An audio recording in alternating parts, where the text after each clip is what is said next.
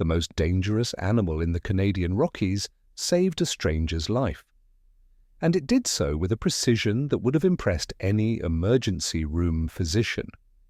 Dr. Sarah Brennan knows this because she watched it happen, and 8 months later, she still wakes at 3 in the morning, heart racing, not from fear, but from something she has no medical term for.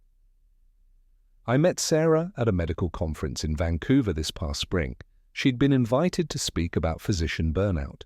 Instead, she told 200 doctors about a grizzly bear that taught her more about compassion than 8 years of emergency medicine ever had.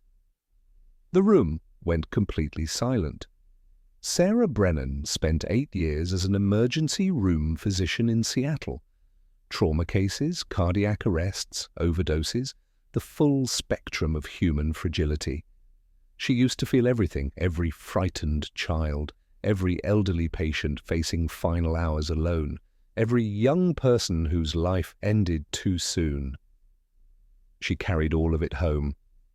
Then somewhere around year 5, the feeling stopped. Not suddenly, gradually, like vision fading so slowly you don't notice until you're blind. She became efficient. Her diagnoses were accurate. Her hands stayed steady. But when she looked at patients, she saw symptoms instead of people, tachycardia instead of terror, hypertension instead of a mother of 3 who might not see morning. I became excellent at saving lives, Sarah told the conference, and I stopped caring whether I did. Her supervisor noticed first. Dr. Patricia Ming called Sarah into her office last June. "You're going on vacation. 2 weeks, minimum. You haven't taken a day off in 18 months. Sarah protested. The ER was short-staffed. Summer trauma season was starting. Dr. Ming shook her head. "You're not present anymore. You're a ghost. Go find yourself before you completely disappear." Sarah rented a cabin in the Canadian Rockies, alone, because she'd forgotten how to be around people who weren't bleeding. She chose isolation deliberately, a small cabin near Jasper National Park, accessible by a winding mountain highway through forests so dense sunlight barely reached the road. The drive from Seattle took 6 hours. She left before dawn on a Saturday, her Honda packed with groceries and books she wouldn't read. The landscape changed as she drove north. Concrete yielded to forest, forest to mountains that rose like cathedral walls. The air grew thinner, sharper with pine and stone. She felt nothing, not peace, not relief, just the same emotional flatness that had followed her from the hospital. 3 cars passed going south, normal traffic. She thought about turning back. 2 weeks alone with her own emptiness suddenly seemed unbearable, but she kept driving because she'd promised Dr. Ming and because she had nowhere else to go. The road curved through a narrow canyon. Sarah's mind was already cataloguing what she'd see when she returned to work, the familiar chaos of the ER, the structure that had replaced purpose in her life. Then she came around a bend, and everything stopped. A grizzly bear stood in the center of the road, massive, easily 700 pounds. Brown fur rippling over muscle that belonged to a different era. The bear wasn't moving. It stood perfectly still in the middle of the northbound lane, its enormous head turned toward her approaching vehicle. Sarah's foot hit the brake. The car stopped 30 feet away. Her heart hammered. The first strong emotion she'd felt in months, pure primal fear. She'd treated gunshot wounds without flinching.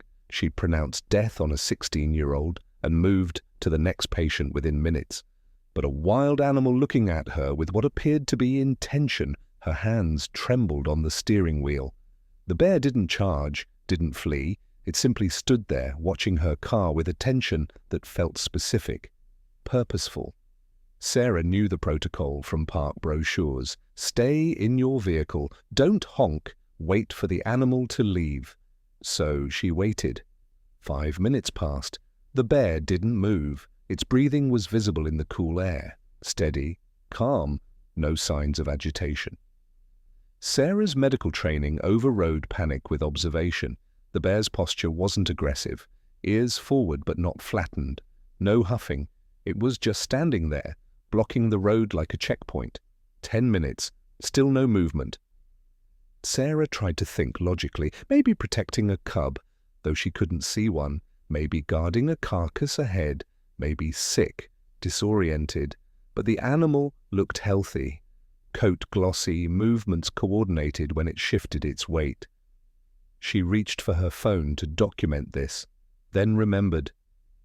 No cell service this deep in the mountains. No way to call park rangers. Just her, the bear, and empty highway surrounded by wilderness that had never cared about human schedules. The bear turned its head slightly, looking down the road ahead, north, toward where Sarah had been traveling. Then it looked back at her car. The movement was so deliberate, so seemingly communicative that Sarah's breath caught. Alongside the fear, something else emerged. Curiosity. The first genuine curiosity she'd felt in months. What was this animal doing? What Dr. Brennan didn't know was that the bear had been waiting for 47 minutes before she arrived. And it would wait much longer still. Sarah stopped her car 30 feet from the bear. Protocol said wait, don't honk, don't approach. She waited. 5 minutes became 10. The bear didn't move. She tried the horn, one short tap. The bear flinched but didn't leave. Instead, it repositioned itself more squarely in the road center. The movement was deliberate, unmistakable. This wasn't random animal behavior. 15 minutes passed. Sarah's heart rate had normalized, her clinical mind now cataloging details. The bear's breathing remained steady. Its gaze swept the road ahead, then returned to her vehicle. Not threatening, monitoring. A pickup truck pulled up behind her, then an SUV. Everyone waited. The truck driver, a man in his 60s wearing a Carhartt jacket, got out and waved his arms. "Hey, go on, git!" His voice echoed through the canyon. The bear glanced at him briefly, then looked back at Sarah's car. That's when Sarah noticed something that made her skin prickle. The bear wasn't just blocking the road, it was watching her, specifically. When she shifted in her seat, its ears tracked the movement. When the truck driver shouted again, it barely reacted.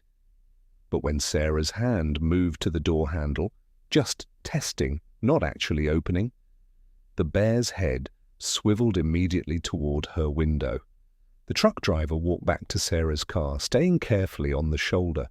She rolled down her window 2 inches. "Never seen anything like this," he said. "I've driven this road 20 years, Bears Cross, sure, but they don't just stand there." "How long should we wait?" Sarah asked. He shrugged. "Long as it takes, I guess. You don't rush a grizzly." The SUV driver joined them, a woman with 2 teenagers visible in the back seat. "Should we all honk together, make enough noise to scare it off?" The truck driver considered. "Good try." They returned to their vehicles. On his signal, all 3 vehicles laid on their horns. The sound was enormous, a cacophony that echoed off the canyon walls and sent birds exploding from nearby trees. The bear sat down. Sarah stared. Aggressive bears charged or fled. This one settled onto the asphalt like it was waiting for an appointment. Its massive haunches on the pavement, front legs straight, posture almost regal. Waiting. 30 minutes became an hour, then 2. More cars arrived, 7 vehicles now, stretching back down the highway. Someone had cell service farther down the road and called the ranger station. Estimated response time, 90 minutes. The ranger on the phone suggested they wait safely in their vehicles. Don't approach, don't provoke. Sarah's bladder protested. Her legs cramped, but her medical training had taught her patience. Waiting for test results, waiting for specialists, waiting for patients to stabilize or decline. She could wait. The question was, what was she waiting for? She started documenting in a small notebook from her glove box. 11:45 a.m. Bear sitting, breathing rate approximately 12 breaths per minute. Posture alert but not tense. Gaze direction primarily forward, occasionally toward lead vehicle. Ambient temperature 62 degrees. No visible food sources. No cubs observed. It felt absurd, clinically documenting a roadblock, but observation calmed her, made the situation feel less surreal. At 1:30 p.m., a ranger truck arrived with lights but no siren. The ranger, a weathered man in his 50s, stepped out with bear spray holstered on his belt. He approached cautiously, speaking into a radio. The bear watched him. When the ranger got within 50 feet, the bear stood and walked 10 feet forward, away from Sarah's car, then stopped again, still blocking the road. The ranger froze. Sarah rolled down her window. "Is this normal behavior?" The ranger looked back at her, bewildered. 23 years I've worked these mountains. Never seen a grizzly do this. They block roads during salmon runs or when protecting cubs. This? He gestured at the empty forest around them. There's no food source here, no den nearby. It's just waiting. Waiting for what? The truck driver called from his vehicle. The ranger shook his head. That's the question, isn't it? He radioed for wildlife specialists. Sarah heard fragments of his conversation through her open window. Unprecedented behavior, no apparent trigger, acting like it knows something we don't. Acting like it knows something we don't. The phrase lodged in Sarah's chest. In the ER, when patients exhibited unusual symptoms, there was always a cause: hidden infection, silent bleed, metabolic imbalance. Nothing happened without reason. But what reason could a wild animal have for blocking a highway for hours? Another driver, a younger man in a sedan, tried to slowly drive around on the shoulder. The bear moved to block that path too, not aggressive, not charging, just repositioning itself with almost geometric precision. Preventive. Sarah had spent 8 years trying not to know things about her patients, their names, their families, whether they'd survive. Knowing hurt too much. But watching this bear, she felt something crack inside the numbness. The animal was trying to communicate, and she couldn't understand the language. In her 8 years of emergency medicine, Dr. Brennan had learned that the human body follows rules. She was about to learn that nature follows different ones. 3 hours became 4. The afternoon sun climbed higher, then began its slow descent. More vehicles arrived, 9 now, forming a patient line behind Sarah's Honda. People stepped out to stretch, careful to stay near their cars. A couple shared sandwiches. Someone's child cried, then quieted. The bear remained. A second ranger truck arrived with more equipment: tranquilizer rifle, additional bear spray, traffic cones as if those would matter. This ranger was younger, maybe 30, carrying a tablet. He photographed the bear from multiple angles, documenting something he clearly couldn't explain. Sarah stepped out of her car for the first time, legs stiff from sitting. The older ranger waved her back. "Ma'am, please stay in your vehicle." "I'm a physician," she said. "I understand risk assessment. I'm staying by my car." The ranger didn't argue. He had bigger problems. At 4:15 p.m., a University of British Columbia vehicle pulled up, a Subaru covered in field research stickers.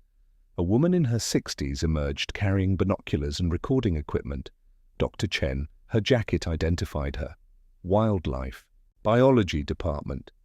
She set up a spotting scope on a tripod, observing the bear with professional intensity. Sarah drifted closer, drawn by the first intellectual curiosity she'd felt in months. "Have you seen this before?" Sarah asked. Dr. Chen didn't look away from her scope. "I've studied grizzly behavior for 30 years, published 43 papers, and I have no framework for this." She adjusted the focus. Grizzly bears demonstrate problem-solving abilities. long-term memory, even tool use in captivity, but purposeful delay behavior with no apparent reward? That's not in any literature I know. What does that mean? It means either we've fundamentally misunderstood bear cognition, or this individual is an outlier so extreme it challenges our entire model. Dr. Chen finally looked at Sarah. Which would you find more disturbing? Sarah thought about it. Both options are disturbing and amazing. Yes. Dr. Chen returned to her scope. That's the problem with studying intelligence. The smarter they are, the less comfortable we become.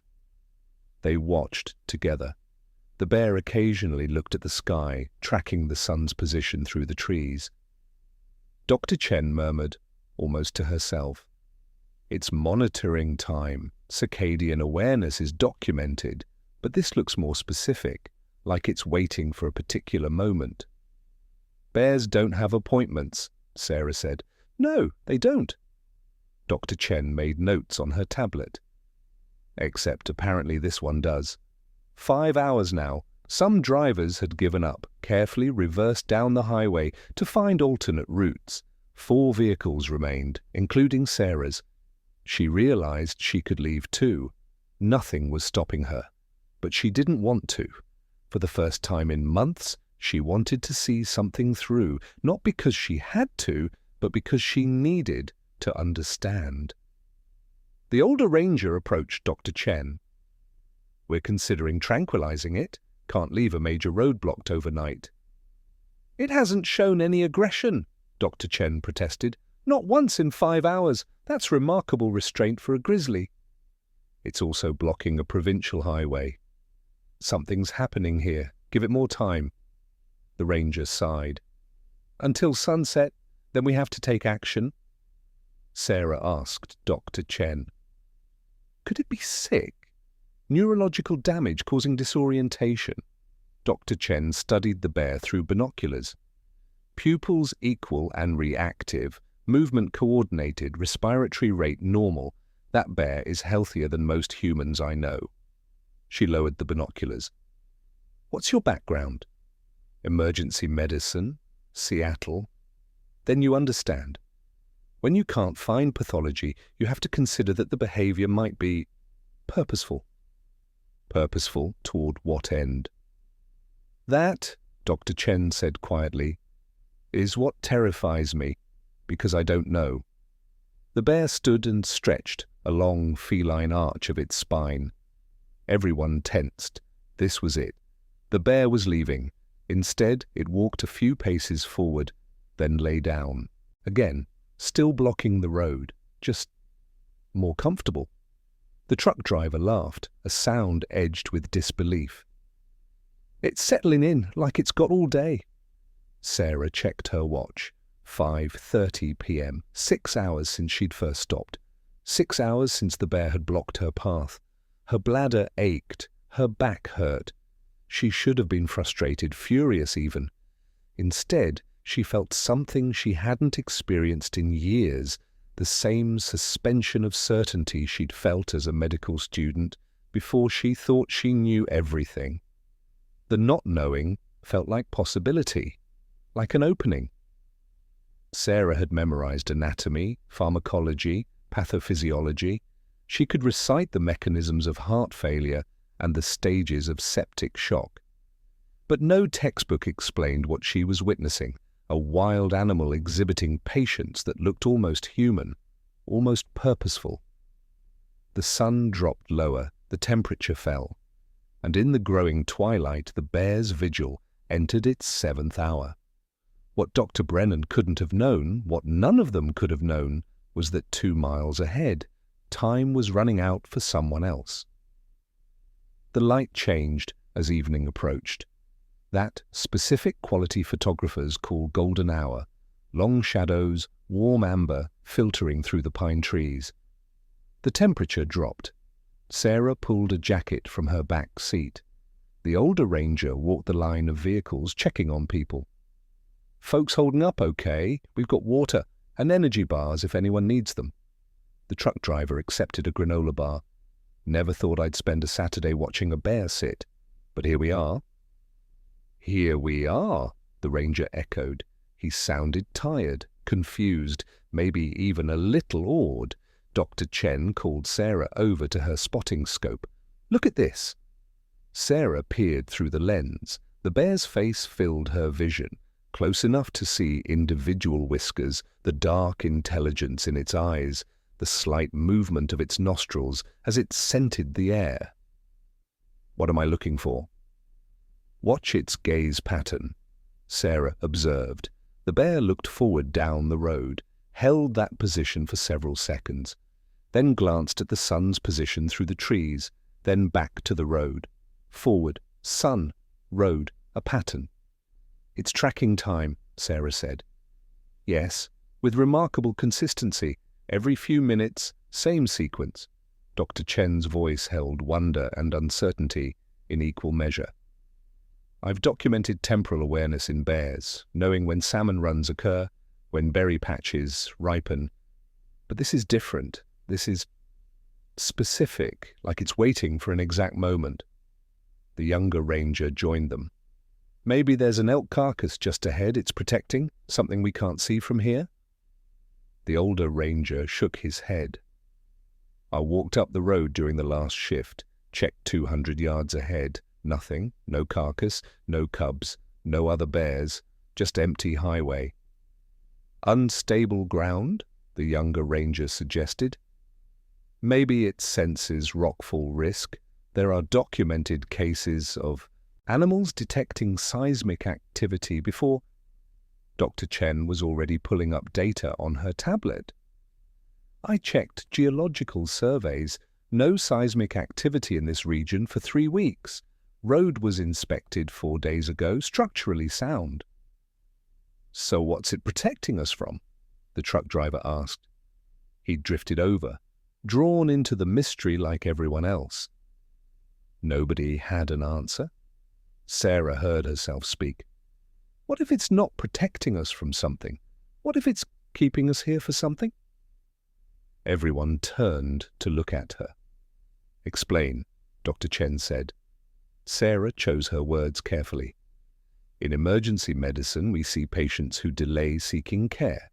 They ignore symptoms, wait too long. Sometimes waiting is harmful, but sometimes, rarely, waiting is exactly right. The body stabilizing before surgery, giving medications time to work. There's strategic waiting and there's... She trailed off, unsure how to finish. You think the bear is strategically waiting? The younger ranger sounded skeptical. I think the bear knows something we don't, and I think we should trust that. The older ranger ran a hand over his face. Ma'am, I appreciate the perspective, but we can't leave a highway blocked on animal intuition. How long until you tranquilize it? He checked his watch. Sunset's at 6:43. We'll give it until then. 40 more minutes. Recording this story 8 months later, I still feel the weight of that golden hour, the tension of waiting for something nobody could name. If you're feeling that same pull, that sense that nature operates on frequencies we've forgotten how to hear, subscribe to the channel. Real stories are told here. 6 p.m. became 6:15. The shadows lengthened. Someone's phone alarm went off, a reminder for something in a normal world where bears didn't hold highways hostage for 7 hours. Sarah sat on her Honda's hood, jacket pulled tight. Dr. Chen sat beside her, both women watching the bear with identical expressions of focused wonder. In your 30 years, Sarah asked quietly, have you ever seen anything that made you question your entire understanding of animal cognition? Dr. Chen was silent for a long moment. Twice. Once with a captive orangutan who demonstrated theory of mind so sophisticated it bordered on unsettling, and once with a wild orcapod that appeared to be teaching their young about a specific boat, deliberate cultural transmission of knowledge. She paused. This would be the 3rd time. What happens when we can't explain something? Sarah asked. We publish the observations. We invite scrutiny. We admit the limits of current understanding. Dr. Chen smiled slightly. And we get called crazy by half our colleagues. The bear stood up. Every person at that roadblock froze. This was it. 7 hours of waiting about to resolve. The bear looked at the sinking sun, looked at the road ahead, then, slowly, deliberately, stepped to the side of the road. Not fleeing into the forest, not running, just stepping aside, like opening a door. 6 hours into the standoff, the bear's vigil was ending, but Dr. Sarah Brennan's understanding of the impossible was about to begin. The ranger's truck moved first. Sarah followed, hands tight on the wheel. After 7 hours, the convoy finally advanced. The bear stood on the shoulder. It hadn't fled, just stepped aside. As Sarah's car drew level, 20 feet separated them. She could see its steady breathing, the dark eyes watching. Then she was past it, following the ranger around the curve, 30 feet ahead, 50. The road curved through dense pine when the ranger's brake lights flared. A young woman stumbled from the forest onto the pavement and collapsed. Sarah's door was open instantly. Years of ER training took over. She was beside the woman in seconds. "Call emergency services," she shouted to the ranger. The woman was conscious, but hypothermic, violent shivering. Her left leg bent wrong, obvious fracture, lips tinged blue. "Can you hear me? I'm Dr. Brennan. What's your name?"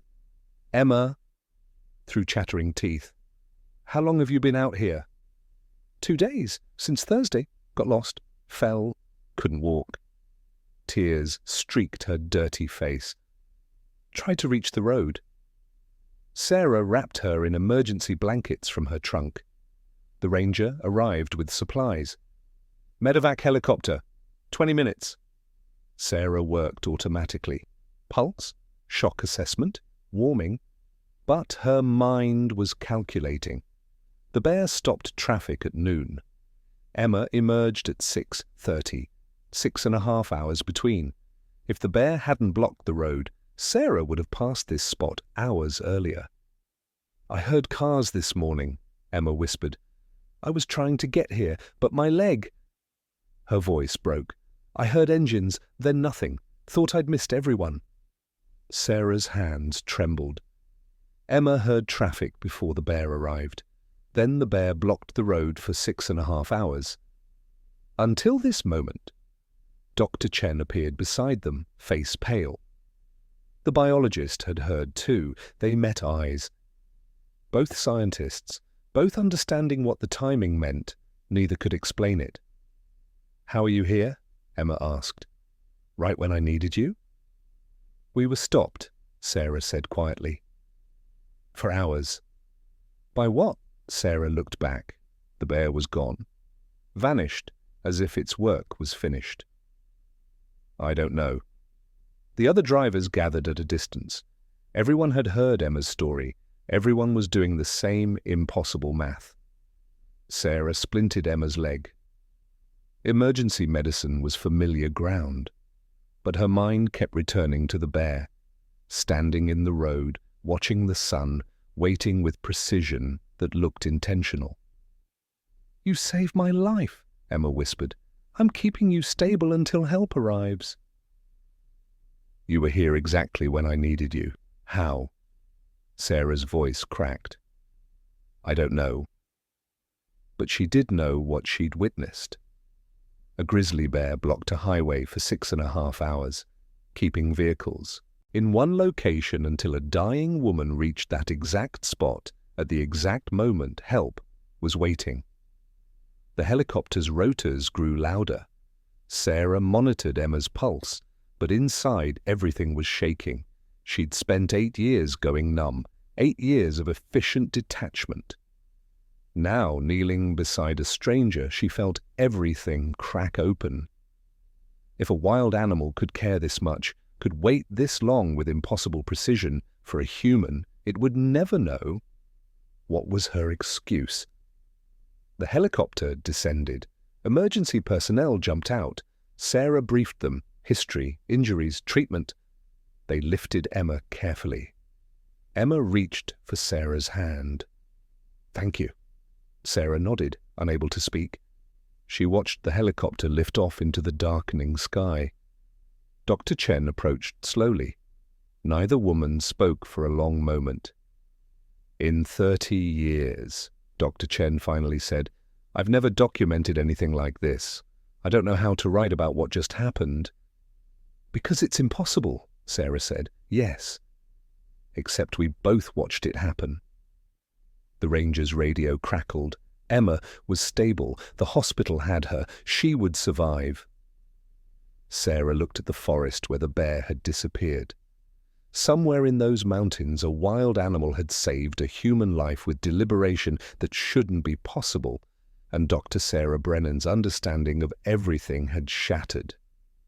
What she didn't know yet was how completely that moment would change her. How she would return to Seattle and take an elderly patient's hand without flinching. How she would feel again, really feel, for the first time in years. The bear had waited 7 hours for a stranger. Sarah couldn't wait 7 minutes to connect with her patients anymore. Something inside her had broken open. Not broken, opened. She stood on that empty highway as darkness gathered, and for the first time in 3 years, she cried. Not from sadness, from awe at what the world still contained, from gratitude that she'd been there to witness it. In her entire medical career, Dr. Brennan had treated thousands of patients, but only one bear had treated her. The helicopter disappeared into twilight. Sarah stood on the empty highway, legs trembling. Other drivers began leaving, engines starting, headlights cutting through dusk. The truck driver paused beside her. "You okay, Doc?" Sarah nodded, uncertain if it was true. He looked back where the bear had stood. 20 years driving these mountains, never seen anything like that. That bear knew. After he left, only Sarah, Dr. Chen, and the ranger remained. Dr. Chen sat in her Subaru, typing on her tablet. Her expression was troubled. Sarah approached. "Writing your report?" "Trying to." Dr. Chen stopped, stared at the screen. "How do I document this?" A Grizzly exhibited deliberate protective intervention toward an unknown human, sustained over 6 hours, with temporal awareness resulting in life-saving outcome. She looked up. "That sentence will destroy my credibility." "But it happened. Did it?" Dr. Chen's voice held desperation. "Or did we witness unrelated events and construct meaning? Maybe the bear was territorial. Maybe Emma's timing was coincidence. Maybe we're seeing intention where there's only instinct." Sarah understood the impulse. Medicine taught her to distrust pattern recognition errors, but she'd also learned to trust observable facts. "The bear monitored the sun," Sarah said. "You documented that.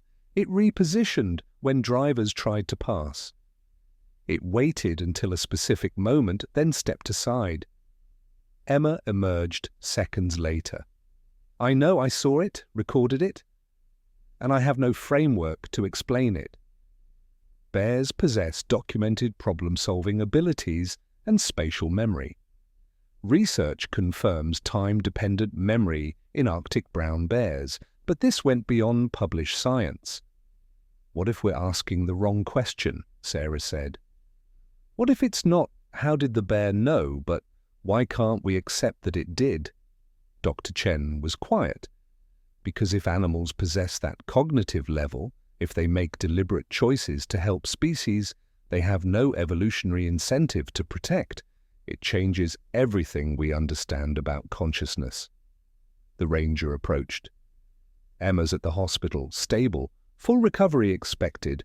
Another few hours in that cold." He didn't finish. "Where's the bear now?" Sarah asked. He looked at the dark forest. "Somewhere in there, probably forgotten us already. Animals don't dwell like we do." Sarah wasn't sure she believed that anymore. Dr. Chen packed her equipment. The ranger cleared the scene. Sarah sat in her Honda, unable to turn the key. 7 hours ago she'd been driving to escape numbness. Now she sat with her heart cracked open, tears on her face, every nerve raw. The bear had waited 7 hours for a stranger, not for food or territory or offspring, for a human it would never see again, would receive no benefit from saving. Sarah thought about her last ER shift, an elderly man with chest pain. She'd run tests, made the diagnosis, prescribed treatment, efficient, accurate. But she hadn't asked his name until documenting the chart, hadn't noticed his fear until a nurse mentioned it, hadn't stayed 3 extra minutes to explain what would happen next. She'd treated symptoms. The bear had seen a whole being needing help. Her phone had 1 bar. She called Dr. Ming. "Sarah, everything okay? I need to tell you something, and I need you to listen without explaining your way." She told everything. The bear, the 7-hour wait, Emma's precise emergence, the impossible timing. Dr. Ming listened without interrupting. Silence stretched across the line. "Do you know what this means?" Dr. Ming finally said. "That I sound crazy?" "Know that you're feeling again. Whatever happened today, however you explain it, it reached you. That's what matters." Sarah wiped her eyes. "I don't know if I can work the way I did before." "Good, don't." After hanging up, Sarah started the engine. The cabin was 10 miles ahead. She drove slowly through darkness, forest pressing close. Somewhere in those trees a grizzly bear was living its life. Did it remember what it had done? Did it understand the life it saved? Or had it acted on instinct, so sophisticated humans had no name for it? Sarah didn't know. But she knew what she'd witnessed. And she knew she'd never be the same. The world still contained impossible things. And for the first time in years, Sarah Brennan wanted to stay awake to see them. Sarah reached the cabin just before 9 p.m. A small log structure at the end of a gravel road, surrounded by pine trees that blocked out the stars. She unpacked her car mechanically, carried groceries inside, turned on lights. Then she sat on the porch steps and stared into the darkness. Her hands were still shaking, not from adrenaline that had worn off an hour ago, from something deeper, something that felt like the ground shifting beneath her understanding of how the world worked. She'd spent 8 years in emergency medicine learning to separate emotion from action. Feel too much and you freeze. Feel too much and you make mistakes. Feel too much and you go home and can't sleep, can't eat, can't function. So she'd learned to shut it off, patient after patient, crisis after crisis, until feeling nothing became automatic. And tonight, a wild animal had taught her that numbness wasn't protection, it was loss. Sarah tried to sleep, lay in the unfamiliar bed, listening to forest sounds she couldn't identify. Her mind kept replaying the sequence. The bear standing motionless, the hours passing, the precise moment it stepped aside. Emma collapsing onto the pavement exactly where help was waiting. She got up at 2 a.m., made tea she didn't drink, sat at the small kitchen table with a notebook. She wrote down the timeline with clinical precision. 11:45 a.m., Bear Blocks Road. 6:30 p.m., Bear steps aside. 6:31 p.m., Emma reaches road. Total wait time, 6 hours, 45 minutes. Then she wrote what Emma had said. "I heard cars this morning. They're nothing for so long." The bear had arrived after Emma heard traffic, had maintained the roadblock through the entire afternoon, had released them at the exact moment Emma emerged from the forest 2 miles away. Sarah stared at what she'd written. In medicine, when you saw a pattern this precise, you looked for mechanism, cause and effect, stimulus and response. But what mechanism explained this? She thought about Dr. Chen's question. Why can't we accept that it did? Because accepting it meant accepting that a wild animal possessed not just intelligence, but empathy directed toward a species that posed threat to its kind. It meant accepting that something in nature operated on principles science hadn't yet documented or named. Dawn came slowly through the pines. Sarah made coffee, stood on the porch, watching light filter through branches. Birds called to each other. Normal sounds, normal morning. As if yesterday hadn't happened, but it had happened. Emma was alive because of yesterday, and Sarah was different because of it. Her phone buzzed. Text from Dr. Chen. Couldn't sleep? Have you made sense of any of this? Sarah typed back. No. You? No, but I'm writing it up anyway, whatever it costs me professionally. Why? Because it happened, and pretending it didn't would be worse than looking foolish. Sarah understood that. Bearing witness mattered even when, especially when, you couldn't explain what you'd witnessed. She spent the morning hiking trails near the cabin. Moving helped. The forest was dense here, old-growth pine and Douglas fir creating cathedral silence. She saw squirrels, heard ravens, found fresh deer tracks in mud near a creek. No bears, but she found herself looking. Part of her wanted to see one again to test whether yesterday had changed how she perceived them. Another part was relieved by their absence. She wasn't ready yet. On the third day, Emma called. The ranger had given her Sarah's number.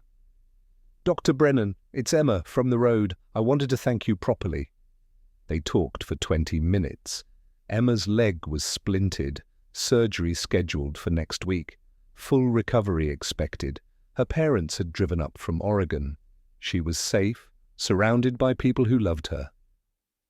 "The doctors here said if I'd been out there another night, I might not have made it," Emma said. "But you were there, right when I needed you."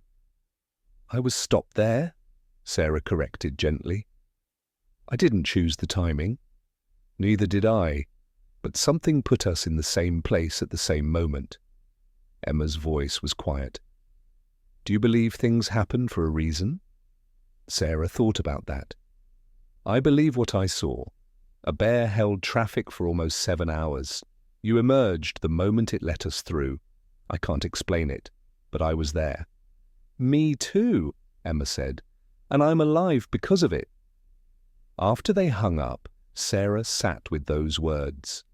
Emma was alive. Not because of Sarah's medical skills, though those had helped. Emma was alive because a grizzly bear had orchestrated an impossible intervention. And Sarah was awake again, really awake, feeling everything, the fear, the wonder, the gratitude, even the uncertainty. All of it. The numbness was gone. It hurt sometimes, but being alive hurt. And that was better than being a ghost. Sarah stayed at the cabin for the full 2 weeks. She hiked every day, cooked simple meals, read books that had been sitting unread on her shelves for years. She called her sister for the first time in 6 months. She cried without knowing why, then laughed at herself for crying. She was learning to feel again. It was harder than going numb had been. On her last day, she drove back to the highway where it had happened. She parked at the exact spot where the bear had stood.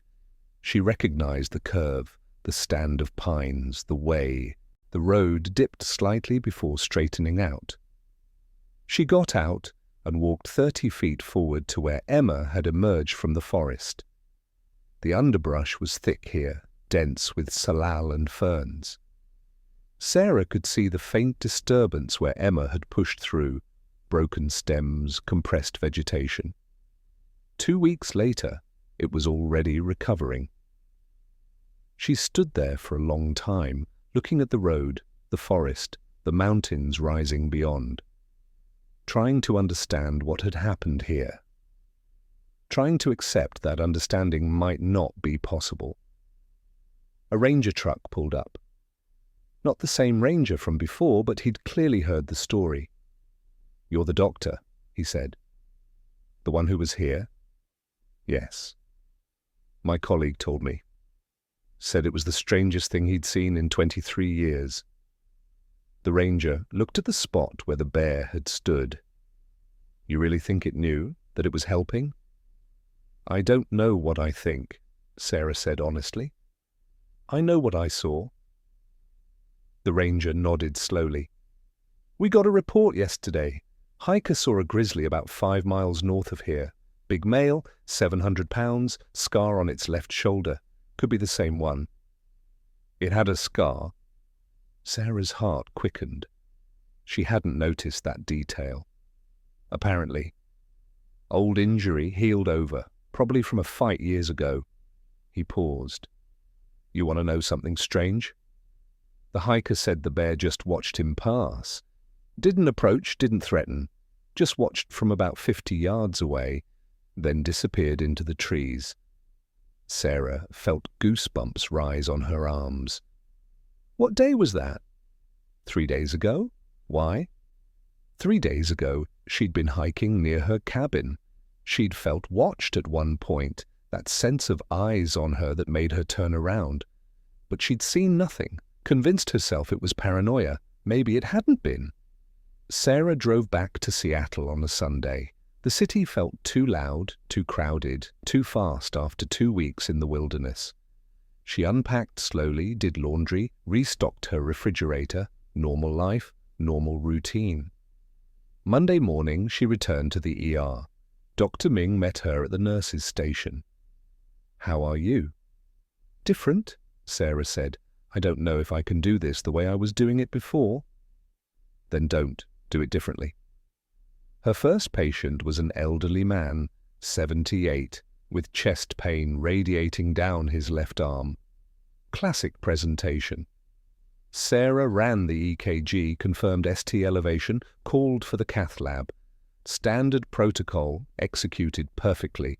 But she also pulled a chair next to his gurney. Mr. Morrison, you're having a heart attack.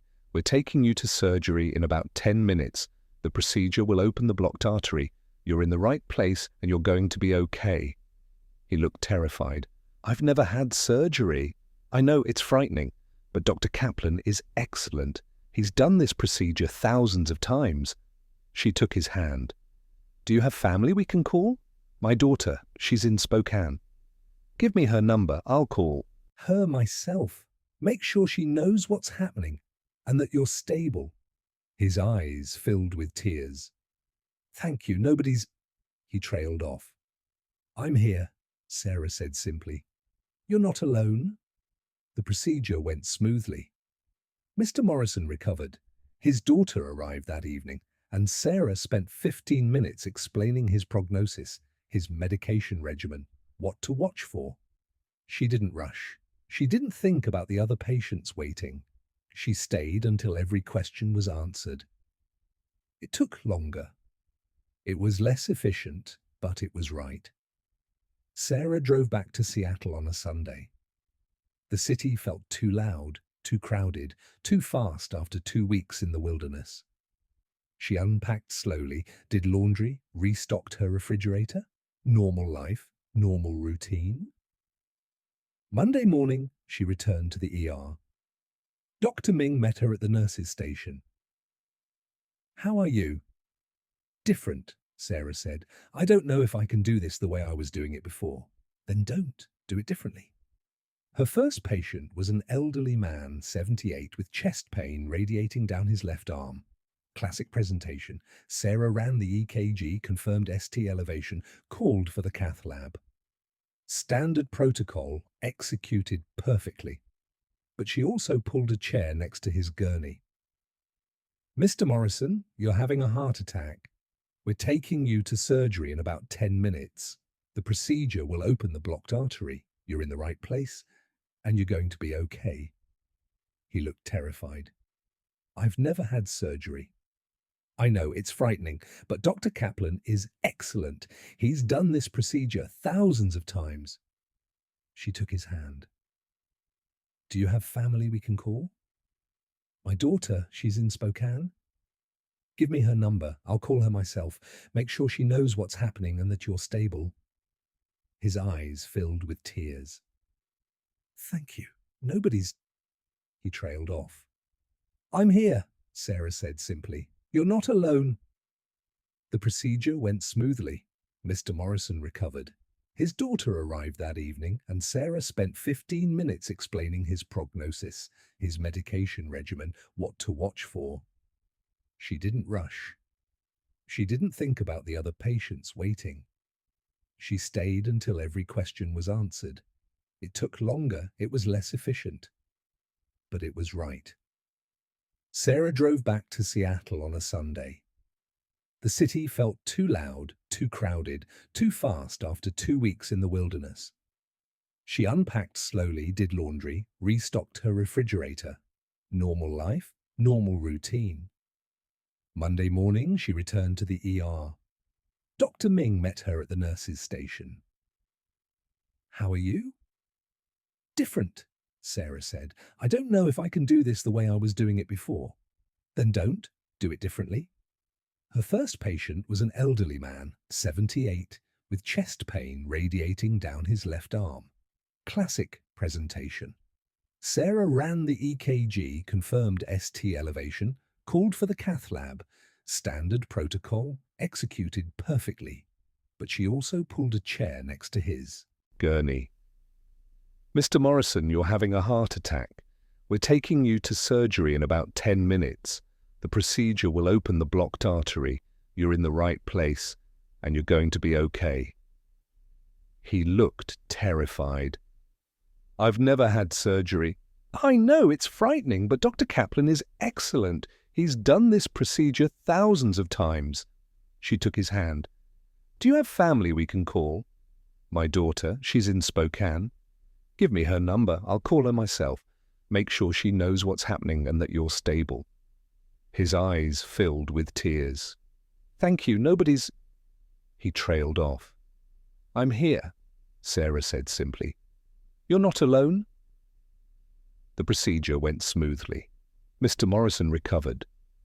His daughter arrived that evening, and Sarah spent 15 minutes explaining his prognosis, his medication regimen, what to watch for. She didn't rush. She didn't think about the other patients waiting. She stayed until every question was answered. It took longer, it was less efficient, but it was right. Dr. Chen's paper was rejected by the first journal, then the second. The third accepted it with heavy skepticism and a disclaimer that the observations required independent verification. She called Sarah when it was published. "It's out there, for whatever it's worth." "It's worth documenting the truth," Sarah said. "Some colleagues think I've lost my mind. One called it unscientific anthropomorphization." "But you were there. You saw it." "Yes." Dr. Chen's voice was firm. "I saw it, and I won't pretend I didn't." Sarah understood that choice. She was making similar choices every shift, choosing to feel, to connect, to stay present even when it hurt. Some doctors at the hospital noticed the change. A few commented that she seemed slower, less efficient, but patients noticed something else. They felt seen, heard, cared for. Mr. Morrison sent her a card before he was discharged. "Thank you for treating me like a person, not just a problem." Sarah kept that card in her locker. On the hard days, and there were still hard days, she looked at it and remembered what mattered. She also kept a photograph on her phone, the forest road where it happened. She'd taken it on her last day at the cabin. Just asphalt and trees and mountains. Nothing special to anyone else. But she knew what had happened there. She knew a wild animal had saved a human life with precision and patience that defied explanation. And she knew she'd been changed by witnessing it. She didn't talk about it much. Most people wouldn't understand, but when young residents came to her exhausted, going through the motions, starting to shut down to protect themselves, she told them, "Going numb isn't strength. Staying open is. I learned that from the most unexpected teacher. And it saved me as much as it saved the patient I was meant to help." Some understood. Others looked confused. That was okay. The truth didn't need everyone to believe it. It just needed to be true. 8 months later, Sarah stood before 200 physicians at a medical conference in Vancouver. The ballroom was full. Doctors gathered to discuss burnout and wellness. She'd been invited to speak about recovery and balance. She talked about a grizzly bear instead. The room went silent as she described the 7-hour roadblock, the impossible timing, Emma emerging the exact moment the bear stepped aside. Some doctors leaned forward, others crossed their arms, skeptical. A few had tears in their eyes. When she finished, a physician in the third row raised his hand. "Dr. Brennan, do you really believe the bear understood what it was doing?" Sarah met his eyes. "I don't know. I can't prove it. But I know what I saw. And it changed everything." Another doctor asked, "What does this have to do with physician burnout?" "Everything," Sarah said. "I went numb because feeling hurt too much. Every patient's suffering, every family's grief. I carried it until I couldn't, so I stopped feeling. I became excellent at treating symptoms while forgetting the human beings attached to them." She paused. That bear waited 7 hours for a stranger, not for reward or benefit, just because someone needed help. If a wild animal can care that deeply, what's my excuse for going numb? The room stayed quiet. "I'm not saying don't protect yourself. I'm saying numbness isn't protection, it's surrender. That bear taught me the difference." After her talk, doctors approached. Some looked for rational explanations, coincidence, pattern recognition error. Others simply said, "Thank you, I needed this." One older physician gripped her hand. 40 years I've practiced. I'd forgotten why I started. Your story reminded me." Sarah still works emergency medicine. She's slower now, less efficient. She takes time with patients, learns names, holds hands when people are frightened. Administrators have complained about decreased throughput, but her patient satisfaction scores are the highest in the department, and she sleeps at night. She teaches residents now. "Feel everything," she tells them. "It will hurt, but going numb hurts more. You just won't notice until you've lost yourself." She shows them the photo on her phone, a forest road in the Rockies. "A wild animal taught me that." Every year on the anniversary, she drives back to that highway, parks at the exact spot, brings a medical kit in case someone needs help. She's never seen the bear again, but she stopped to help stranded motorists, treated a child's bee sting, shared lunch with a hitchhiker. Small acts, but she's present. Emma recovered fully, became a park ranger. They exchange emails. Emma wrote once, "I work in these mountains now because of what happened. I want to protect the animals that protected me." Dr. Chen's paper was published with heavy skepticism. It never gained wide acceptance. But it exists, documented evidence of behavior that shouldn't be possible. Researchers reached out with their own unexplained observations: a dolphin guiding lost swimmers, an elephant leading rangers to poachers, a crow bringing help to an injured hiker. Maybe some truths exist beyond what we can measure. At the conference, Sarah gave her final statement. "I'm 54 years old. I have a medical degree, board certifications, 8 years of emergency medicine experience. And I'm telling you, a grizzly bear saved a stranger's life by keeping me on that highway for 7 hours. It knew, somehow it knew. I can't prove it. I can't explain it. I don't know if it was intelligence or instinct more sophisticated than we understand, or something we don't have words for. But I watched it happen. I felt the impossibility of it. I went into that wilderness numb. I came out shaking with awe, not from fear, from knowing the world is stranger and more compassionate than my education prepared me for. That bear didn't just save Emma, it saved me too. If you've witnessed something in nature that science couldn't explain, write. If a wild creature has changed how you see the world, share your story below. When Sarah finished, silence held for 30 seconds. Then applause began, not polite, something deeper. Recognition that medicine isn't just mechanics, nature isn't just biology, and sometimes impossible things happen in daylight on mountain highways. I spoke with her afterward, asked if she'd returned to that road. She smiled. Every year, I park at the exact spot and wait. Haven't seen the bear again, but I bring a medical kit just in case. Seemed like the right way to say thank you. The bear is still out there in those mountains, still wild, unknowable.